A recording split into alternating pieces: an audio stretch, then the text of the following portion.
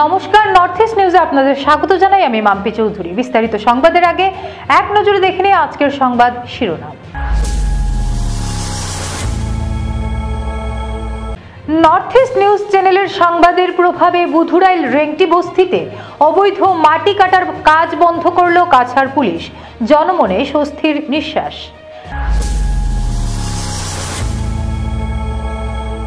কাঁঠাল রোডে তাণ্ডব ভূমাফিয়াদের, আতঙ্কে স্থানীয়রা।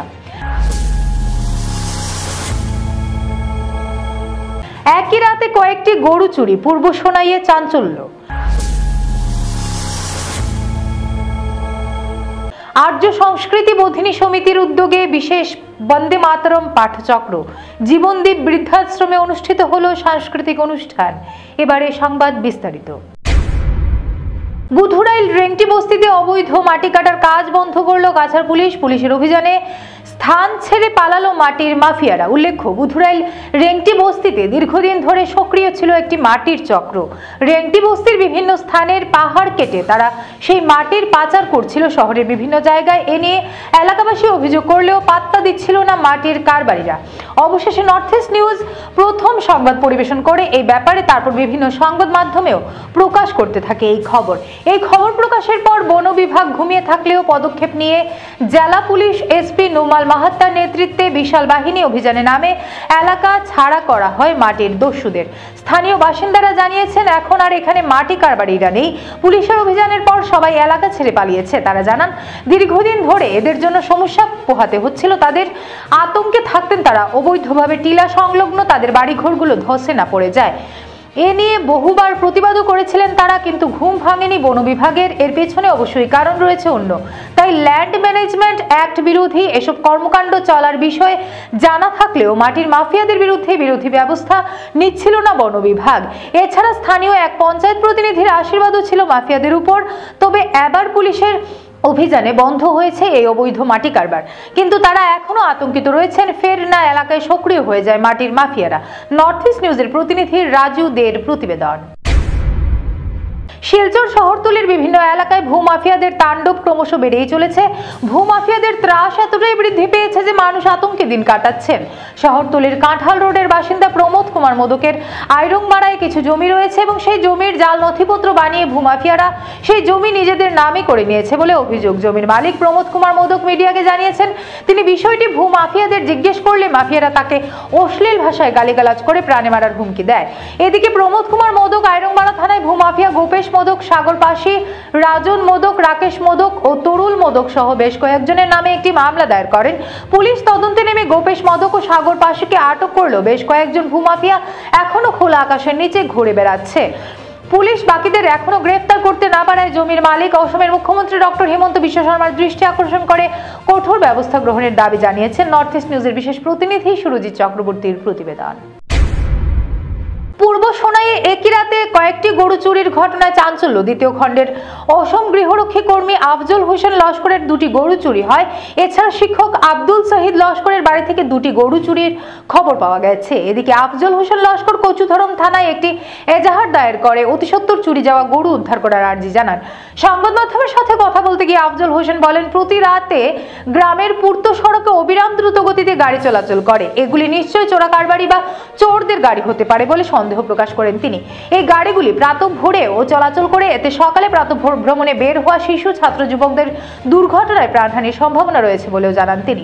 এদের বিরুদ্ধে কঠোর পদক্ষেপ নিতে প্রশাসনের দৃষ্টি আকর্ষণ করেন তিনি। এছাড়া বক্তব্য রাখেন সিরাজুল হক লস্কর, আব্দুল হান্নান মজুমদার প্রমুখ। নর্থ ইস্ট নিউজের বিশেষ প্রতিনিধি সুরজিৎ চক্রবর্তীর প্রতিবেদন। গতকালকে রাত্রে আমার এই পাতান্তনে দুইটা গরু চুরি হয়েছে। সকালে উঠিয়া দেখলাম আমার বাতানো গরু নাই দুইটা।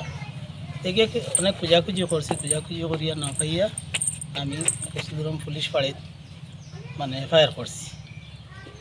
আর কিছু বেলিলে আবার খবর পাইলাম যে আমরা গ্রামের অমাতনে আরও দুইটা, বন্দরগাঁতনে দুইটা, প্রায় আমরা গ্রামতনে আমরা এই আশপাশতনে 6টা গরু এক রাইতে গেছে কি। আরও আমি যখন খোঁজাখুঁজি করি আর বা আমার ভাইও খোঁজাখুঁজি করে, খোঁজাখুঁজি করিয়া দেখা যায় যে পাইও খোঁজানি যাই, দেখা যায় বাইতনে খালি গরু চুরি হয়েছে। তো প্রায় 10-15টা গরু চুরি হয়ে গেছে আমরা এই এলাকার তনে গতকালকে রাত্রে।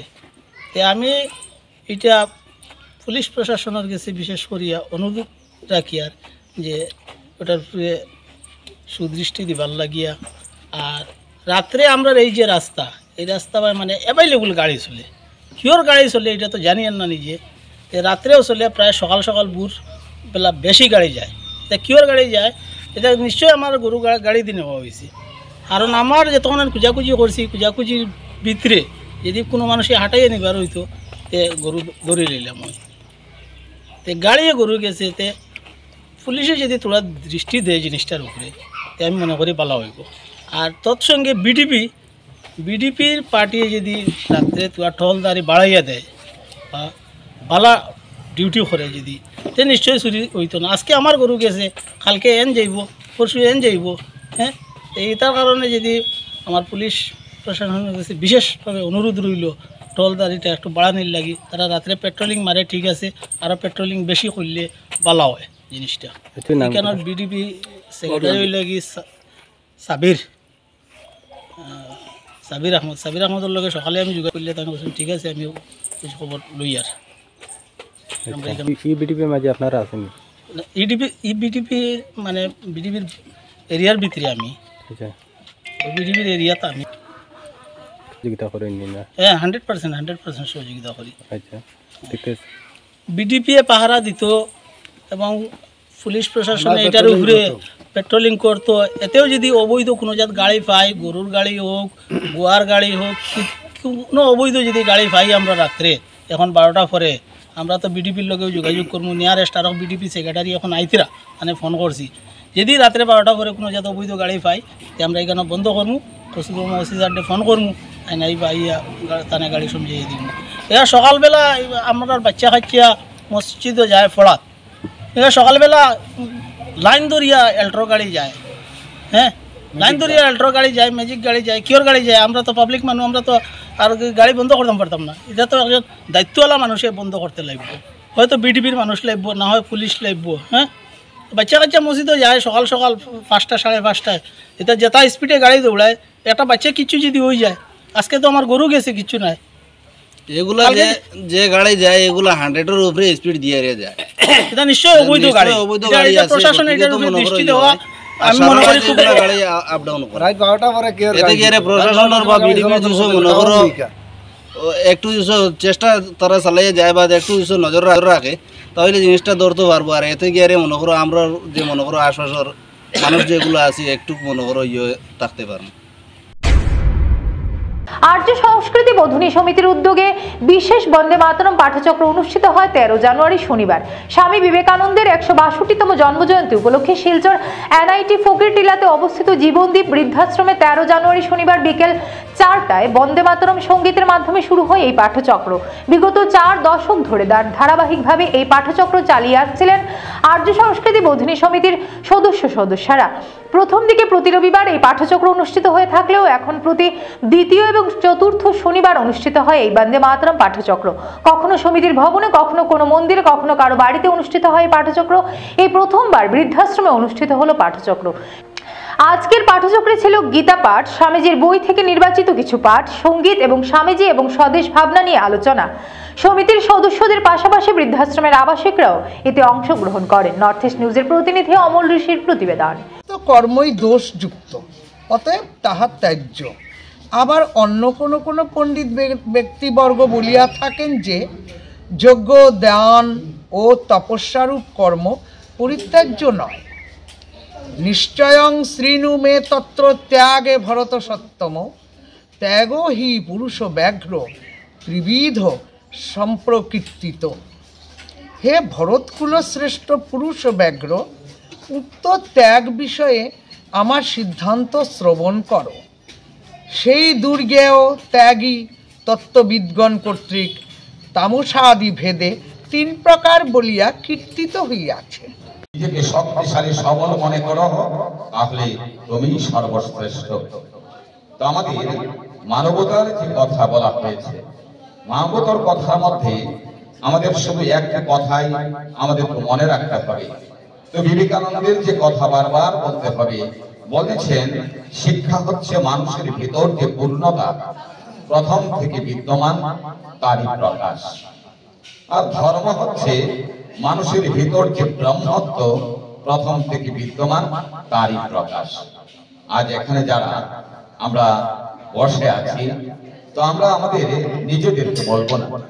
আমার একটা কন্যা এখানে এসে দাঁড়িয়ে বলে গেছে যে আমার গণকীর্তন যদি আমি করি তাহলে সেটা হলো না, মানে আমার ওইটা অন্যরা উপলব্ধি করবে। তো এখানে আসা, আমার যদি আসার কথা এখানে বলি তাহলে আমার দ্বিতীয় দিন। তো এই দ্বিতীয় দিনে এখানে আসবো করে আর আসার হচ্ছে না, কিন্তু আমন্ত্রণ যখন হয়েছে না, শুধু অনুষ্ঠানের যখন আয়োজন হয়েছে, আসতে বাধ্য, তার জন্য আসা, যে এখানে আসতে হবে। তো আপনাদের দেখে আপনাদের মধ্য থেকে যে প্রেরণা, আপনাদের মধ্যে যে শক্তি, আপনাদের মধ্যে যে সবলতা, সমস্ত কিছুতে আমি ব্যক্তিগতভাবে বড় পূর্ণ মনে হয়। অনেক সুখী আমি, এই অনেক সুখ। মকর সংক্রান্তিকে কেন্দ্র করে প্রতি বছরের ন্যায় এবারও কাছাড়ের বিভিন্ন এলাকায় এক উৎসব মুখর পরিবেশে মেতে উঠেছে। সংক্রান্তি উপলক্ষে ঘরে ঘরে চলছে কেনাকাটা, রকমারি খাবার তৈরিতে ব্যস্ত হয়ে পড়েছেন গৃহিণীরাও।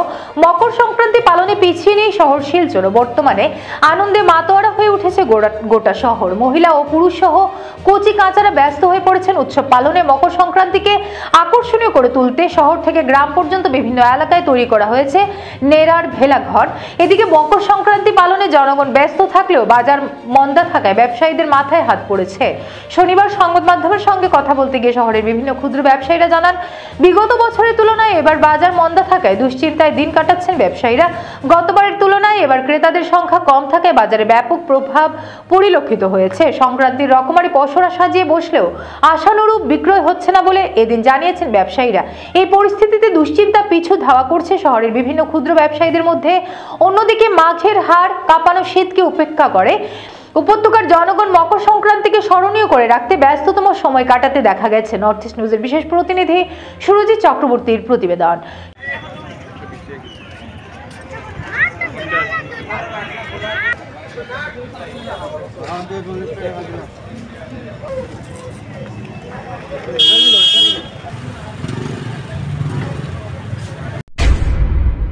সংবাদ শেষ করার আগে আরো একবার দেখে নিই আজকের সংবাদ শিরোনাম।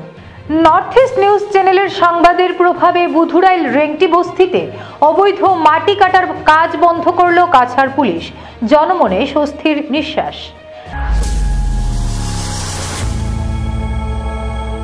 কাঁঠাল রোডে তাণ্ডব ভূ মাফিয়াদের, আতঙ্কে স্থানীয়রা। একই রাতে কয়েকটি গরু চুরি, পূর্ব সোনাইয়ে চাঞ্চল্য। আর্য সংস্কৃতি বোধিনী সমিতির উদ্যোগে বিশেষ বন্দে মাতরম পাঠচক্র। জীবনদীপ বৃদ্ধাশ্রমে অনুষ্ঠিত হলো সাংস্কৃতিক অনুষ্ঠান। ভারতের উত্তর পূর্বাঞ্চলের পাশাপাশি অন্যান্য স্থানের খবর দ্রুত পাওয়ার জন্য দেখতে থাকুন নর্থ ইস্ট নিউজ। ধন্যবাদ।